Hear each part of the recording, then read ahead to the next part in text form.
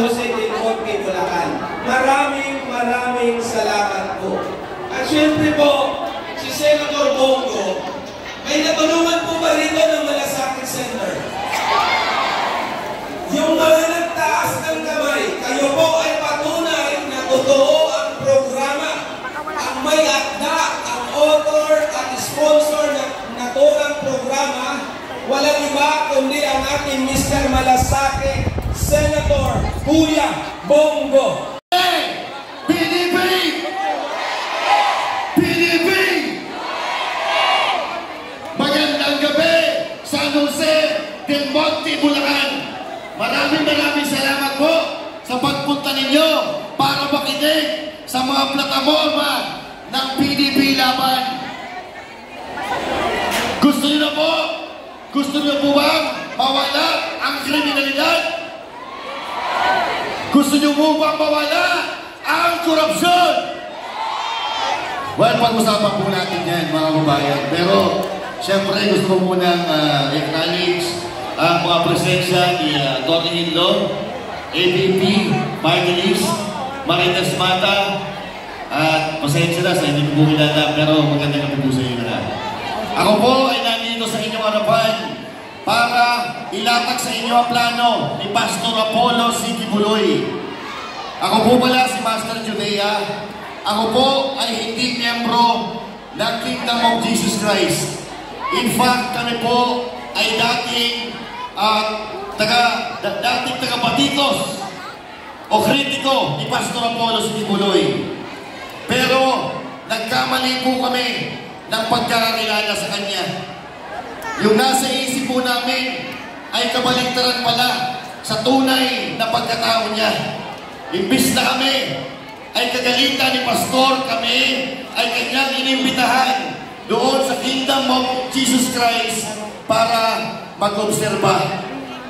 Pero napatunayan namin na si Pastor Apollo C. Kibuloy ay isang hero pala. Bakit hero? Si Pastor Apollo C. Kibuloy ay nagligtas ng napakaraming buhay. Dating mga adik, dating mga rebelde, dating mga lulong sa droga. Binago ni Pastor Apollo C. Kibuloy ang kanilang buhay. Ngayon, mga kababayan, gusto ko i-presento sa inyo si Pastor Apollo C. Kibuloy para dalhin natin sa pedestal na dapat siya ay naroon, kundi kung nasaan ang Senado. Ngayon po, mga kapatid, kami po ay nananawagan sa inyo. Sama-sama po natin ayusin ang Pilipinas sa pamamagitan ng pagboto ng mga tamang kandidato. May tanong po ako sa inyo. Ano po ang numero unong problema ng Pilipinas kaya hindi po tayo umuunlad? Ayun, korupsyon, droga, kawalan ng trabaho, kagutuman. Yan po ang mga nangingibabaw na problema sa ating bansa kaya hindi umuunlad ang Pilipinas. Kung mapupunta po tayo sa ibang bansa, maaawa kayo sa Pilipinas dahil sila nandito na, tayo nandito pa lang. Ngayon, mga kababayan, sa pamamagitan ng PDP laban ng mga galit sa korupsyon, sa tingin ko, mapupunta tayo doon sa pinapangarap ni Pastor Kibuloy na first world country na Pilipinas. Kanina marami po kayong sinabi na mga problema kung bakit hindi umuunlad ang Pilipinas. Pero pag-usapan po natin ay yung pinakasentro na problema at sakit ng Pilipinas, walang iba kundi ang korupsyon. At yan po ang numero uno na gagawin ni Pastor Apollo C. Kibuloy, ang zero corruption sa tulong ng mga taga-PDP laban na kandidato nito. Zero corruption, mga kababayan. Dahil naniniwala ako, kapag nawala ang korupsyon, lahat yan, hihilain na nila pataas. Pag nawala ang korupsyon sa gobyerno, lahat ng mga maling gawain, mawawala dahil ang pinag-uugatan nito ay korupsyon. Ngayon, mga kababayan, kung bakit nagkakaroon ng malawakang korupsyon sa Pilipinas dahil naipasa itong Executive Order number 10 kung saan ito po ang tinatawag na ano ba tawag ko? Nakalimutan ko tuloy. Certification by liquidation by certification. Ang liquidation by certification, mga kababayan, hindi po sigurado na napupunta talaga doon sa mga proyekto ang pera. Dahil ang ibig sabihin po ng liquidation by certification ay ise-certify lang ng mga politiko. Yung halimbawa may 3 bilyon na pondo ng isang proyekto na yan, yun lang ang nakalagay doon. Pero hindi po siya naka-itemize.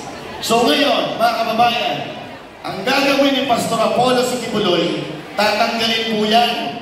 So ibig sabihin, malalaman po natin sa pamamagitan ng pagtanggal ng ganyan na batas na ginawa nila para mangurap sa gobyerno, mauubos po o mawawala ang korupsyon. Dahil ang gagawin ni Pastor Apollo Sikibuloy, lahat ng resibo hanggang sa kahuli-huliang sentimo ay dapat may resibo. 2, 1, ayusin natin ang Pilipinas! Maraming salamat po. Magandang gabi sa Jose Dumoro. Maraming salamat, Master Judea, isa po sa mga parateros at SMNI actors. Siyang bank consultant para sa Department of Health at World Health Organization. Pinaraman siya ng National Exemplar Award ng Health and Lifestyle Magazine noong 2017. Binonin niya ang isang application na tumutulong sa mga doktor na gumawa ng malinaw na reseta na ngayon ay ginagamit sa buong mundo bilang bahagi ng kampanya para sa kaligtasan ng mga pasyente. Mga kababayan, number 42 sa balota, Dr. Richard Marites Mata!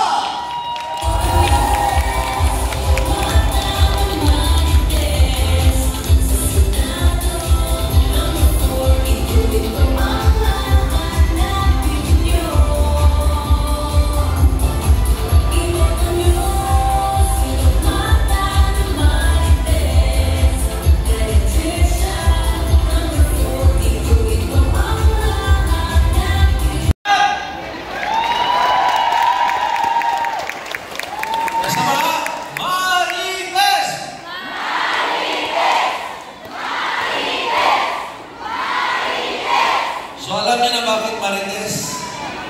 Number 1, chismoso. Totoo, sa followers ko. Sino ba followers ko dito? Taas ang kamay? So alam niyo naman, updated kayo. Updated. So ang mga followers ko nagsabi, Dok, hindi ka lang Dr. Dok, Marites ka pa. So Dr. Marites.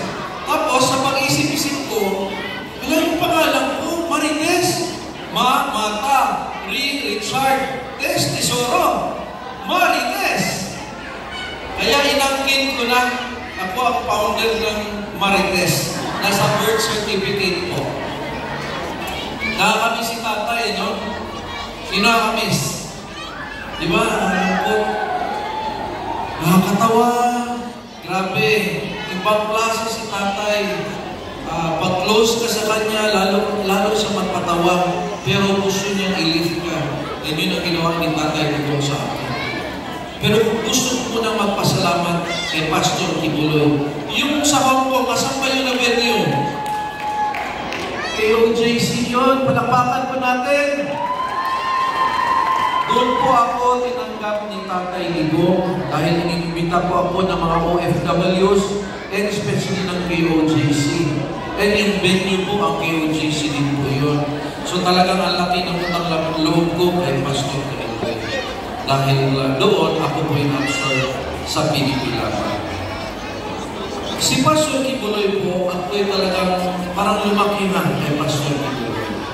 Hindi man talaga ako regular na nag-a-attend sa Kingdom, pero sa TV po parating. Noon, teenager pa po ako, kasi born again po din ako. Pero parati ako manood doon kay Pastor. Tapos pagdating ko sa simbahan namin, magkikwentuhan kami ng mga young people doon, napanood niyo, ang ganda ng preaching ni Pastor. Kung nanonood si Pastor ngayon, Pastor, I really love your preaching sa Good Samaritan. Ang ganda ng preaching. Hanggang ngayon, hindi ko makalimutan ang preaching ni Pastor. Ibig sabihin, ako po'y na-shape sa mga preachings din ni Pastor Kibuloy. Doon sa isang preaching ni Pastor, sabi niya, nag-Bisaya, ito may Bisaya dire. Niingon siya, mag-Bisaya sa ako, ingon siya, sa unang kanirong kasagutan, maabot ang panahon, mahimo ng syudad. Ibig sabihin, yung labas po ng simbahan ninyo, ano lang po yun? Grass lang po yun. Damuhan. Pero sabi niya, darating ang panahon, magiging syudad. After ilang years, yung damuhan sa labas, naging airport. Tapos nagkaroon ng malaking Coliseum. Talagang totoo ang sinasabi ni Pastor Kibuloy. Kaya sinasabi ko sa mga kaibigan ko, may anointing si Pastor Kibuloy sa progress. Palakpakan naman natin. May anointing siya. Kung ano ang hinahawakan ni Pastor Kibuloy, lumalang. Amen ba? Kaya huwag niyong kalimutan, number 53 sa Palawan. Yan po ang aking gusto na talagang si Bondok, isang singer, pero ngayon isang lawyer na. Si De La Rosa po ay talagang matapang sundalo. May sundalo po tayo sa ating listahan. Go! Alam niyo na po ang Malasakit Center. Of course, si Hinlo, palapakan po natin. Nandito po si Senator J.B. Hinlo. Isang magaling po na abogado, may magandang plano. Pakinggan niyo po mamaya. Si Atty. Raul Lambino. Pakinggan niyo ang pangalan niya, Lambino, parang malambing. Dahil ang bait-bait na ito na abogado at ang tali-talino, isang magsasaka. Kilala natin si Marcoleta, talagang pinaglalaban, si Inday Sara, dahil po ang Duterte at si Marcoleta, kaming wala na tayong presidente sa 2028. Payag ba kayo? Kaya Duterte po ang ating botohan. Of course, walang iba si Pastor Kibuloy, dahil ako po'y kilala ko siya, taga Davao, at talagang genius, at ito po'y may anointing sa ating progress, sa ating masat. Kailangan natin manalo si Pastor Kibuloy, pero kailangan natin tulungan muna siyang manalo. Tama ba? Of course, si Vic Rodriguez, na napakatapang na tao, merong prinsipyo, kaya po humiwalay siya sa administration, kaya kailangan natin siyang botohan. And of course, ang kaibigan ko, isang artista, pero ako po'y bilib na bilib dito dahil hindi ordinaryong artista ito. Mag-isip kayo ng artista ngayon, ang mga award ng mga artista ngayon, hindi pa naamot ang nakuha ni Philip Salvador. Ibig sabihin, yung gift niya, hindi po ordinary sa pagiging artista. At babait po itong tao nito. And of course, yung pinakagwapo dyan, si Doc Marites Mata. Okay ba? Para hindi nyo po makalimutan, marunong ako sanang sumayaw nung